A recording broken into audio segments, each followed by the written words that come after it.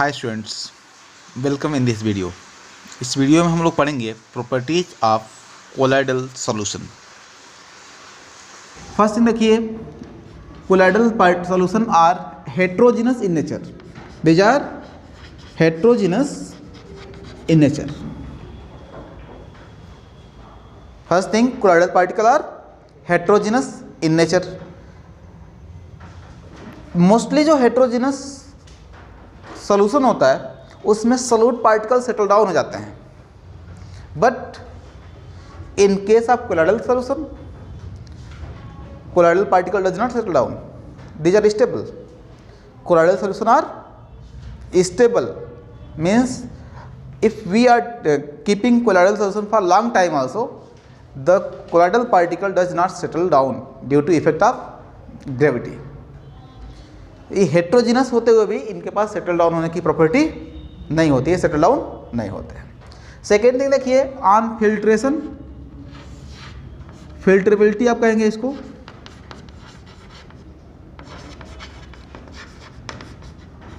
Colloidal particle can pass through normal filter paper, but colloidal particle does not pass through enamel membrane or ultra filter paper. Ultra filter paper and animal membrane से हम इनको separate कर सकते हैं, but normal filter paper से ये पास हो जाते हैं। विजिबिलिटी नेकेड आई से अगर आप देखें तो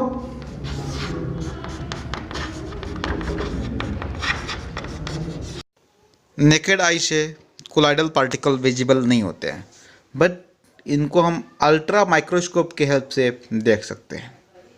this means we can observe colloidal particle with the help of ultra microscope, but with the naked eye these particle are invisible like true solution. जैसे आप हेट्रोजीनस सोल्यूशन को देखते हो तो उसमें सॉल्यूट पार्टिकल इजीली विजिबल होते हैं, but homogeneous में सॉल्यूट पार्टिकल विजिबल नहीं होता है। तो just like homogeneous colloidal particle भी विजिबल नहीं होते हैं, बट इनको अगर हम अल्ट्रा माइक्रोस्कोप में ऑब्जर्व करें तो ये विजिबल होते हैं। This means we can observe colloidal particle in ultra microscope. इसके अलावा देखिए, कोलाइडल पार्टिकल कलरफुल भी होते हैं, कलर शो करते हैं। Colloidal solution are colored in nature. Color of colloidal particle depend on particle size of the colloidal particle. It depend on the frequency of scattered light, and frequency of scattered light depend on the size of the particle. जिस particle की size large होगी वो large wavelength को absorb करेगा, small wavelength को scattered करेगा। जिस particle की साइज स्मॉल होगी वो स्मॉल वेवलेंथ को एब्जॉर्ब करेगा और लार्ज वेवलेंथ को स्कैटर्ड करेगा। तो जो वेवलेंथ स्कैटर्ड होगा उसी के करस्पॉन्डिंग कलर हमको मिलेगा। दिस मीन्स जो कोलाइडल सॉल्यूशन कलरफुल होते हैं उनका कलर डिपेंड करता है पार्टिकल साइज पे। पार्टिकल साइज लार्ज है तो कलर शॉर्ट वेवलेंथ में मिलेगा, पार्टिकल साइज स्मॉल है तो कलर लॉन्ग वेवलेंथ में मिलेगा। मीन्स पार्टिकल साइज स्मॉल है तो रेड की साइड में मिलेगा आपको। विबग्योर में रेड का जो साइड है वो लार्ज वेवलेंथ है, लॉन्ग वेवलेंथ, और जो वायलेट का साइड है स्मॉल वेवलेंथ है, हाई फ्रीक्वेंसी है। तो अगर पार्टिकल साइज लार्ज है तो आपको वायलेट के साइड में मिलेगा, और अगर पार्टिकल साइज स्मॉल है तो रेड के साइड में उसका कलर मिलेगा। इसी 7 कलर में वेरी करेगा, डिपेंड करेगा पार्टिकल का साइज क्या है। जो पार्टिकल की साइज होती है उसी के अकॉर्डिंग वेवलेंथ का स्कैटरिंग होता है, और उसी स्कैटर्ड वेवलेंथ के अकॉर्डिंग कलर इसका डिसाइड होता है। तो इस तरह से कोलाइडल पार्टिकल कलरफुल भी होते हैं। इसके बाद आप देखो, कोलाइडल पार्टिकल जो होते हैं इनके ऊपर चार्ज होता है।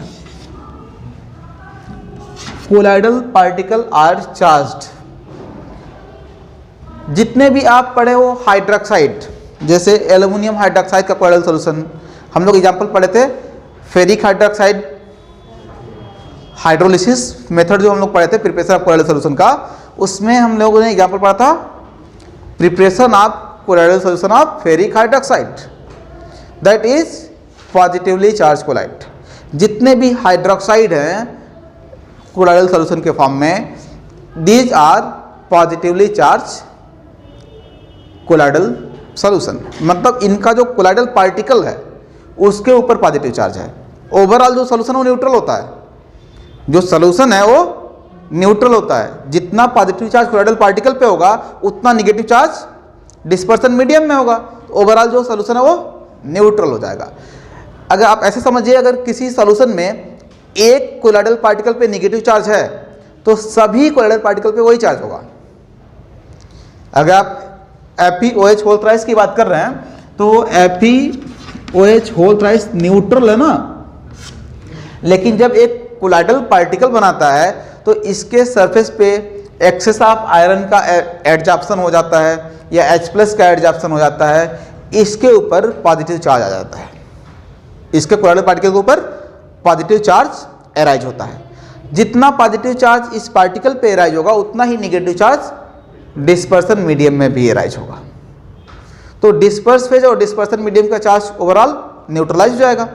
तो ऐसे जितने भी फेरिक हाइड्रोक्साइड के कोलाइडल पार्टिकल हैं सब पे पॉजिटिव चार्ज एराइज हुआ, इसीलिए कोलाइडल पार्टिकल सेटल डाउन नहीं होते हैं। कोलाइडल पार्टिकल सेटल डाउन क्यों नहीं होते हैं? Due to charge nature. एक रीजन आप काइनेटिक एनर्जी भी दे सकते हो, due to Brownian moment. Colloidal particle settle down नहीं होते हैं क्योंकि हर एक कोलाइडल पार्टिकल पे चार्ज है। चार्ज कैसा है? सेम है, तो एक साथ सेटल कैसे होंगे? रिपल्सन हो जाएगा, इसलिए सेटल डाउन नहीं होंगे। सेकेंड थिंग, ये एक दूसरे को रिपेल करते हैं इसलिए रैंडमली मूव करते रहते हैं। ऐसा नहीं है कि कोई कोलाइडल पार्टिकल यहाँ से मूव करते हुए जा रहा है तो दीवार में टकराएगा तभी बेंड करेगा, वो बीच में से भी मुड़ सकता है। जिग जैग मोशन होता है। क्यों होता है? Due to repulsion. All the colloidal particle have similar charge, तो जहाँ पे दूसरे कोलाइडल पार्टिकल के पास जाएगा रिपेल होकर बेंड हो जाएगा। समझ में आया? तो जिग जैग मोशन का रीजन है charge of colloidal particle. Settle down न स्टेबिलिटी का रीजन है charge of colloidal particle. Colloidal solution stable इसीलिए हैं क्योंकि उनके ऊपर चार्ज है। चार्ज की वजह से वो रैंडमली मूव करते हैं और रैंडम मोशन एंड चार्ज की वजह से वो सेटल डाउन भी नहीं होते हैं। समझ में आया? ये जो चार्ज है कोलाइडल पार्टिकल के ऊपर एक कैसे एराइज होता है? बेटा एक खाली सुनना नहीं है आप लोगों को, ठीक है? इसको आप एक एक लाइन में नोट करते जाइए। यहाँ पे लिख देंगे heterogeneous in nature. Properties of colloidal solution में फर्स्ट वन लिखना है आपको हेट्रोजीनस, इसके आगे लिख दिए colloidal solution are heterogeneous in nature. Second point filtrability. Filtrability में आप लिखेंगे colloidal particle can pass through normal filter paper but does not pass through animal membrane और अल्ट्रा फिल्टर पेपर। विजिबिलिटी में लिखेंगे आप लोग colloidal particle can observe under ultra microscope. Colour में लिखेंगे आप लोग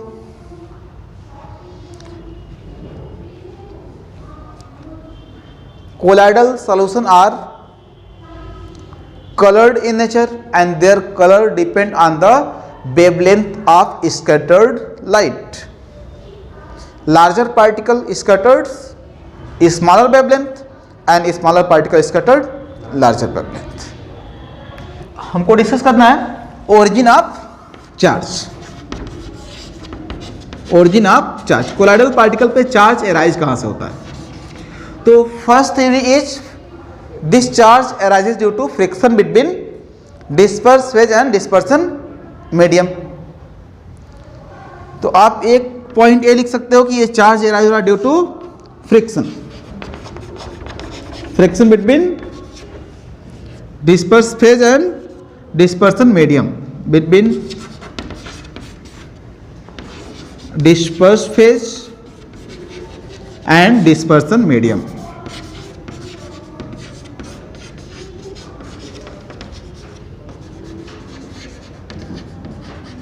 देखो इसके पहले भी आप लोग फ्रिक्शन की वजह से चार्ज एराइज होने का एग्जाम्पल पढ़े हैं, तो यहाँ पे कोई कन्फ्यूजन नहीं है। सेकेंड थ्योरी ये कहता है due to adsorption of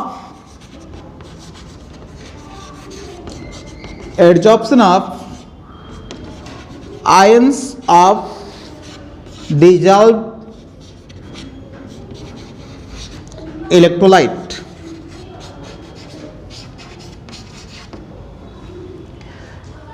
dispersion medium में इलेक्ट्रोलाइट डिजॉल्व होते हैं और उन डिजॉल्व इलेक्ट्रोलाइट के आयंस का एडजॉर्प्शन हो जाता है कोलॉइडल पार्टिकल के सरफेस पे, इसलिए कोलॉइडल पार्टिकल चार्ज पार्टिकल बन जाता है।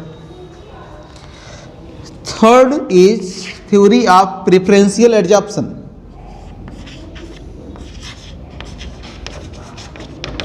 प्रिफरेंशियल एडजॉर्प्शन, ये आपको समझना है थोड़ा सा डिटेल में। इसके लिए हम एक एग्जांपल डिस्कस करेंगे, colloidal solution of AgI, silver iodide का कोलॉइडल सॉल्यूशन। देखो अगर हमको colloidal solution of silver iodide बनाना है, इसको प्रिपेयर करना है, तो हम क्या करेंगे, सिल्वर नाइट्रेट एंड KI को ट्रीट कर देंगे। इनको मिक्स करेंगे तो यहां पे बन जाएगा AgI, और ये जो AgI बनेगा एक कोलॉइडल रेंज में बनेगा। This is in the form of colloidal solve, और यहां से बन जाएगा KNO3। क्लियर? यहां तक सबको समझ में आ रहा ना? अब देखिए जो बीकर हम यहां पे यूज कर रहे हैं, जिस बीकर में हम इन दोनों को मिक्स कर रहे हैं, इसमें इन दोनों को किस रेशियो में लेना है ये डिसाइड नहीं है। अगर हम AgNO3 को एक्सेस में ऐड कर दिया, AgNO3 एक्सेस में ऐड हो गया, तो जो कोलॉइडल पार्टिकल है क्या है, AgI। AgI के सरफेस पे सिल्वर का एडजॉर्प्शन हो जाएगा और इसके सरफेस पे सिल्वर का एक लेयर बन जाएगा। सिर्फ सिल्वर का ही होगा, NO3 का नहीं। यहां पे बन गया सिल्वर का एक लेयर, इस लेयर को कहते हैं हम स्टेशनरी लेयर, बिल्कुल अटैच हो गया वो। अब इस स्टेशनरी लेयर के अराउंड एक डिफ्यूज लेयर बनेगा NO3 माइनस का। ये पॉजिटिव लेयर हो गया, कोलॉइडल सॉल्यूशन के ऊपर चारों तरफ से पॉजिटिव चार्ज आ गया, तो ये निगेटिव आयन को अट्रैक्ट करेगा ना, तो यहां पे एक डिफ्यूज्ड लेयर बनेगा NO3 माइनस का। NO3 माइनस का जो लेयर है, दिस इज डिफ्यूज्ड लेयर, ये स्टेशनरी नहीं है, ये मूव भी कर रहा है। तो अब देखिए जो डिफ्यूज्ड लेयर और स्टेशनरी लेयर हैं, इन दोनों के बीच में एक पोटेंशियल डिफरेंस अराइज होगा। Diffused layer and stationary layer के इंटरफेस पे पोटेंशियल डिफरेंस आता है। This potential difference is called electrokinetic potential. Electrokinetic potential को डिफाइन करने के लिए पूछा जाता है, आपसे डेफिनेशन पूछा जाएगा, व्हाट इज इलेक्ट्रोकाइनेटिक पोटेंशियल। इसी को जेटा पोटेंशियल भी कहते हैं, जेटा पोटेंशियल, और इसी को इलेक्ट्रोकाइनेटिक पोटेंशियल भी कहते हैं। तो जेटा पोटेंशियल और electrokinetic potential is potential difference between stationary layer and diffused layer formed during preferential adsorption of electrolyte on the colloidal particle। Electrolyte का जब कोलॉइडल पार्टिकल के ऊपर प्रेफरेंशियल एडजॉर्प्शन होता है, तो इस प्रोसेस में डिफ्यूज लेयर और फिक्स लेयर के बीच में जो पोटेंशियल डिफरेंस आता है, इसी पोटेंशियल डिफरेंस को कहते हैं हम इलेक्ट्रोकाइनेटिक पोटेंशियल और जेटा पोटेंशियल। प्रेफरेंशियल एडजॉर्प्शन क्या है, इसको समझिए।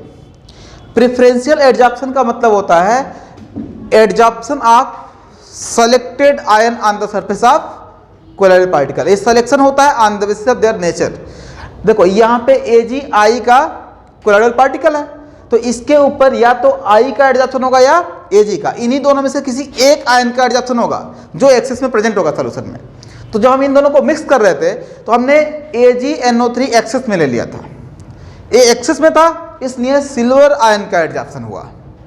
अगर हम KI एक्सेस में लिए होते तो I माइनस का एडजॉर्प्शन होता इसके सरफेस पे, तो जो फिक्स लेयर बनता वो निगेटिव बनता और जो डिफ्यूज लेयर बनता वो पॉजिटिव बनता। तब K प्लस का डिफ्यूज लेयर बनता। समझ में आया? तो ये जरूरी है कि जो फिक्स लेयर है वो पॉजिटिव है और जो डिफ्यूज लेयर है वो निगेटिव। ऐसा फिक्स नहीं है, ऐसा कोई सर्टेन नहीं है। ये डिपेंड करेगा कि आप दोनों में से किस रिएक्टेंट को एक्सेस में ले रहे हैं। आप ऐसे समझो कि जो कोलाइडल पार्टिकल का पार्ट है वही आयन उसके सरफेस पे एडजॉर्ब होता है during the preferential adsorption. Colloidal particle का पार्ट क्या है? सिल्वर आयन और आयोडाइड आयन। इस सॉल्यूशन में दो और भी आयन है, पोटेशियम आयन और नाइट्रेट आयन। इनका एडजॉर्प्शन नहीं होगा। एडजॉर्प्शन किसका होगा? The ion which is part of colloidal particle. इसी एडजॉर्प्शन को हम कहते हैं प्रेफरेंशियल एडजॉर्प्शन। और due to preferential adsorption colloidal particle पे चार्ज एराइज होता है। समझ में आया? These are the theories of origin of charge on colloidal particle.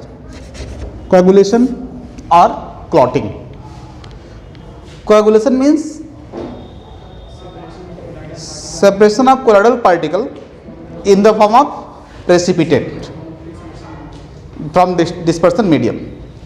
अगर कोई कोलाइडल सॉल्यूशन है उसमें जो कोलाइडल पार्टिकल्स हैं वो सेटल डाउन हो रहे हैं in the form of precipitate, तो इसी प्रोसेस को हम कहते हैं कोएगुलेशन।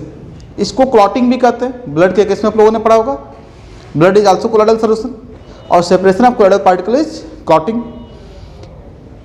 कोएगुलेशन को फ्लैकुलेशन भी कहते हैं। This is also known as फ्लैकुलेशन।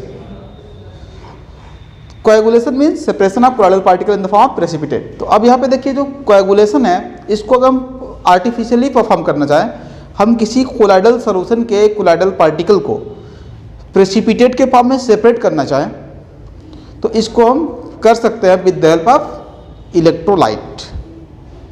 As we are knowing that colloidal particle are charge particle. तो जो कोलाइडल सॉल्यूशन है उसमें disperse phase and dispersion medium है। Disperse phase means colloidal particle and dispersion medium means solvent. तो जो dispersion medium है उसमें colloidal particle जो है वो चार्ज पार्टिकल है।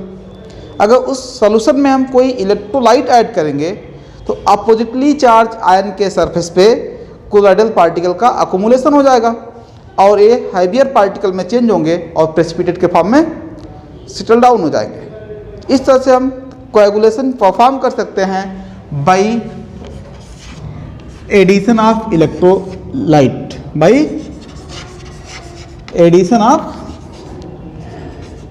इलेक्ट्रोलाइट। किसी कोलाइडल सॉल्यूशन में इलेक्ट्रोलाइट ऐड करके उसका कोएगुलेशन कर सकते हैं हम। इलेक्ट्रोलाइट ऐड करने से, जैसे मान लीजिए कोलाइडल पार्टिकल, आप एग्जांपल समझिए, अगर हम यहाँ पे गोल्ड सॉल्ट की बात करते हैं, gold salt, this is a metallic colloid. Gold का कोलाइडल सॉल्यूशन है। हमने आप लोगों को बताया था कि मेटल सॉल्ट का नेचर कैसा होता है, पॉजिटिव और नेगेटिव। नेगेटिव सॉल्ट होते हैं, नेगेटिव कोलाइडल सॉल्यूशन होते हैं। हमने बताया था आप लोगों को मेटल हाइड्रोक्साइड जो होते हैं वो पॉजिटिव कोलाइड होते हैं और मेटल जो होते हैं, मेटल सल्फाइड होते हैं, ये नेगेटिवली चार्ज कोलाइडल सॉल्यूशन होते हैं। यानी कि यहाँ पे कोलाइडल पार्टिकल के ऊपर नेगेटिव चार्ज है। अब इस सॉल्यूशन में अगर हम कोई इलेक्ट्रोलाइट ऐड करते हैं, सपोज NaCl ऐड करते हैं हम, तो Na प्लस के सरफेस पे निगेटिवली चार्ज कोलाइड अकोमुलेट हो जाएंगे और ये हाइवियर पार्टिकल में चेंज होकर सेटल डाउन हो जाएंगे और इनका प्रेसिपिटेशन हो जाएगा, गोल्ड प्रेसिपिटेट आउट हो जाएगा यहाँ से। इस तरह से हम NaCl ऐड करके इसका कोएगुलेशन कर सकते हैं। अगर हम NaCl के जगह AlCl3 ऐड करें तो क्या इफेक्ट पड़ेगा? AlCl3 में जो कैटायन है इसके ऊपर +3 चार्ज है और NaCl में जो कैटायन था इसके ऊपर +1 चार्ज था और एक कोलाइड कैसा है, नेगेटिव चार्ज। जो भी कोलाइडल सॉल्यूशन होगा उसमें colloidal particle oppositely charge ion के सरफेस पे अकोमुलेट होते हैं। जैसे इनके ऊपर नेगेटिव चार्ज है तो ये इस इलेक्ट्रोलाइट के पॉजिटिव आयन के ऊपर अकोमुलेट हो रहे हैं, तो यहाँ भी पॉजिटिव आयन के ऊपर अकोमुलेट होंगे। अब पॉजिटिव आयन की वैलेंसी हाई है इसलिए इनका अकोमुलेशन फास्ट होगा और कोएगुलेशन फास्ट हो जाएगा। अगर हम AlCl3 ऐड करेंगे तो कोएगुलेशन फास्ट होगा in comparison to NaCl। This means different electrolyte की डिफरेंट कोएगुलेटिंग प्रॉपर्टी होती है। सभी इलेक्ट्रोलाइट इक्विवेलेंटली इक्वली कोएगुलेशन नहीं करते। कोई इलेक्ट्रोलाइट कोएगुलेशन फास्ट करेगा तो कोई इलेक्ट्रोलाइट कोएगुलेशन को स्लो करेगा। ये डिपेंड करता है जो कोलाइडल सॉल्यूशन लिए हैं उसके अपोजिटली चार्ज आयन के वैलेंसी पे। जो कोलाइडल सॉल्यूशन है इसमें तो कोलाइडल पार्टिकल है, इस पार्टिकल का जो चार्ज है, इलेक्ट्रोलाइट में दोनों तरह के आयन होते हैं, पॉजिटिव एंड नेगेटिव, तो इसके अपोजिट चार्ज आयन की जो बैलेंसी होगी उस पर डिपेंड करेगा coagulation power of the electrolyte. समझ में आया? इलेक्ट्रोलाइट, इसको हम हार्डी-सुलजे रूल से डिस्क्राइब करते हैं। हार्डी-सुलजे रूल,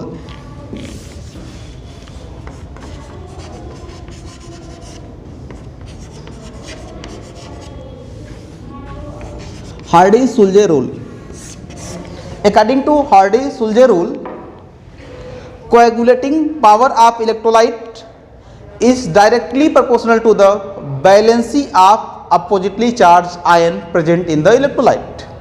This means आप ऐसे समझिए, अगर कैटायंस की कोएगुलेशन पावर देखेंगे आप, तो जैसे इसकी वैलेंसी इंक्रीज होगी इसका कोएगुलेशन पावर इंक्रीज हो जाएगा, लाइक दिस। ऐसे अगर आप एनायन को कंपेयर करते हैं तो एनायन की वैलेंसी इंक्रीज होने से इनका भी कोएगुलेशन पावर इंक्रीज हो जाएगा। -3 चार्ज,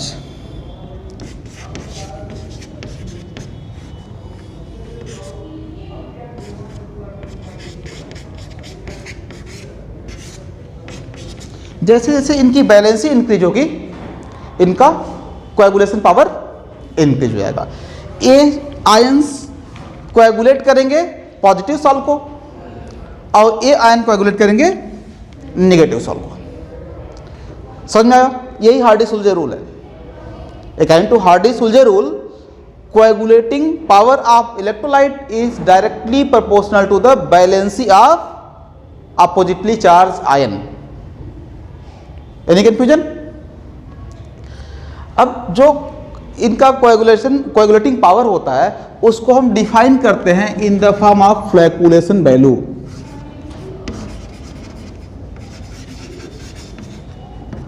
फ्लैकुलेशन वैल्यू, डिफरेंट इलेक्ट्रोलाइट की फ्लैकुलेशन वैल्यू डिफरेंट होती है। फ्लैकुलेशन वैल्यू से डिसाइड होता है कि कौन इलेक्ट्रोलाइट फास्ट कोएगुलेशन करेगा और ज़्यादा कोएगुलेशन करेगा, कौन इलेक्ट्रोलाइट स्लो कोएगुलेशन करेगा और कम कोएगुलेशन करेगा। मतलब किस इलेक्ट्रोलाइट की कोएगुलेटिंग पावर हाई है और किस इलेक्ट्रोलाइट की कोएगुलेटिंग पावर लो है, इस चीज़ को डिटरमाइन करते हैं हम with the help of flocculation value. Flocculation value क्या है? This is amount of electrolyte in millimole. In millimole जानते हैं आप लोग? मिलीमोल मीन्स मोल में 10⁻³ से मल्टीप्लाई कर दीजिए तो मिलीमोल में चेंज हो जाएगा।